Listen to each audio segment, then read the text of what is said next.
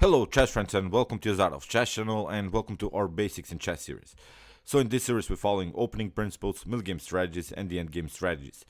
Today we're continuing our defensive strategy series with this idea to hide with your king behind your opponent's pawns as a defensive strategy, because I think this is really one of the coolest defensive strategies that you can apply in your own chess games, because hiding behind your opponent's pawns is very important to realize, especially in end games, maybe in queen and pawn end games, because when that happens you should really try to find an escape route for your king, and hiding behind your opponent's pawn can be really a cool maneuver because your opponent cannot create another check. So when we play maybe this queen and pawn endgame, then your opponent is maybe a pawn down and he is trying to do this perpetuals, but he'll need at least, I don't know, 10 perpetual checks in order to make something happen.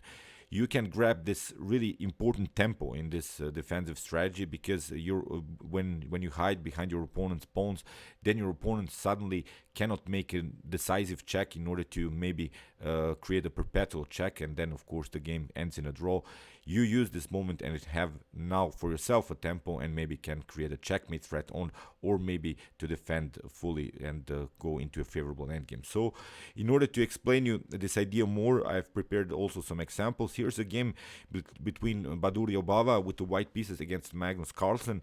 Here Magnus Carlsen has of course a little bit an endangered king, but the unbelievable thing here is that Badur Yabava resigned here immediately in this position, because he realized these problems of this defensive plan that Magnus Carlsen has prepared. Of course, the problem is now that that white needs to do perpetual checks in order to make a draw here. So that's not possible, because Magnus Carlsen has a clear escape plan. He wants to go behind his opponent's pawn here on c3.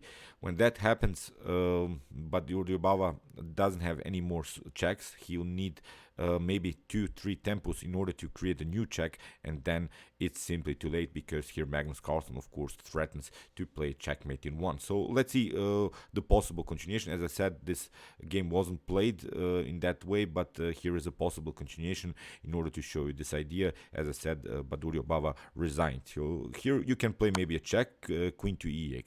Here you could have this move, king to d6, but now after new check we can simply escape free through light squares, and now after potential queen to b7 move we can simply play king to c4.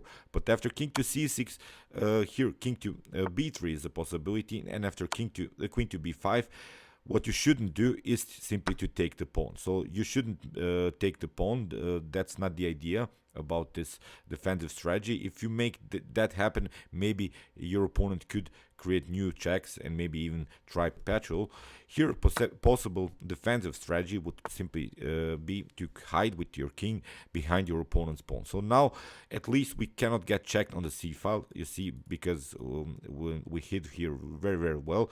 So maybe white could try another check with queen to a4, but now after king to c1 the game is over, because you see white doesn't have any more checks, and it's game over. You cannot even protect anymore black from checkmating you. So it is a very important defensive strategy to realize, especially as I said in this queen and pawn endgames. But let's see now more complex middle games and how this idea worked in some great attacking games. So here is a game in a King's Indian defense. Most of the times you see a fast attack in the King's Indian in this orthodox or classical line that black is of course trying this move g3, tries to somehow liberate the queen and play something like a queen to h4 and creating some checkmate threats on h2.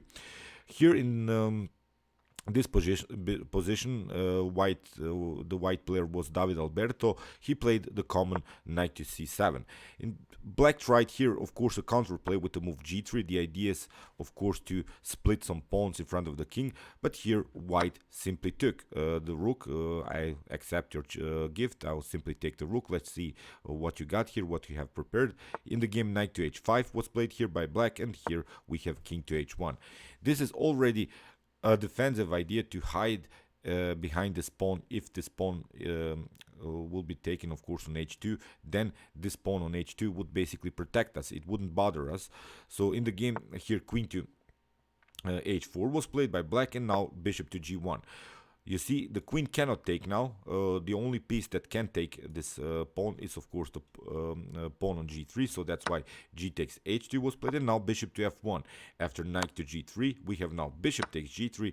And after f takes g3, okay, we have still a little bit an endangered king, but it's a perfect setup here. We have escaped, and we hid our king behind this enemy's pawns. Now it's time to simply escape with our knight to c7, and if we evaluate now this position, we're simply whole rook up, and this is now, of course, a completely winning middle game here for white. So in the game, bishop to h6 was played, but not a problem. Rook to c3, knight to f4. Again, you see knight to e6. White goes now into simplification line, wants to trade off more pieces, going into a favorable endgame. Bishop takes e6, d takes e6, and now after bishop to g7, we have rook to c7, h5, and now after bishop to c4, black simply resigned. So you see, this idea works even if black tries something like maybe to split again the position. You don't have to even react. Again, you can again simply hide behind this pawn. If your opponent plays something like knight to f2, we can simply take, or I think we can even in this position immediately take, because after queen to h3 we could play simply on our blocking system with the move knight to g2, and still would have some ideas maybe to play e7, discover the attacks, and grabbing the rook. So you see, it was very important in this position to hide behind this enemy's pawns, because the activity of the queen was huge. Of course, the queen was very, very dangerous, like in the common King's Indian games, but here white found a really, really nice defensive strategy and won the game eventually. So let's see now another example. It's a game played by the legendary Alexander Alikhin. Here, after the move bishop to b3, black tried knight to g6.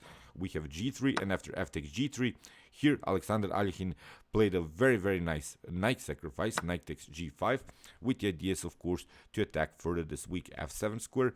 In the game, castling was played, and now queen to h5. So here Alikhin is not bothered at all by this pawn on g3, because here after g takes h2, we have now again this same defensive strategy, king to h1. And if we now evaluate the pieces of blacks, the only piece that basically can attack white's king is maybe here the bishop, the light square bishop, but even if that's possible, black would need too many moves in order to make something happen here, maybe to place the bishop on f3, but that's really a dubious plan. You see, the pieces, the white pieces have, of course, a huge activity. Now it's simply white that's on the attacking side. In the game, h takes g5 was played. Here, queen takes g6. Black cannot take, of course, the queen because of the spin by the bishop on the king. We have queen to e8, and now bishop takes g5. Here, bishop to e6. But now a very, very, very cool move here by Alexander Alikhin. Rook takes f7. If you take rook takes f7, then bishop takes e6 is, of course, the serious threat. You lose the rook. We can play something like bishop to f6.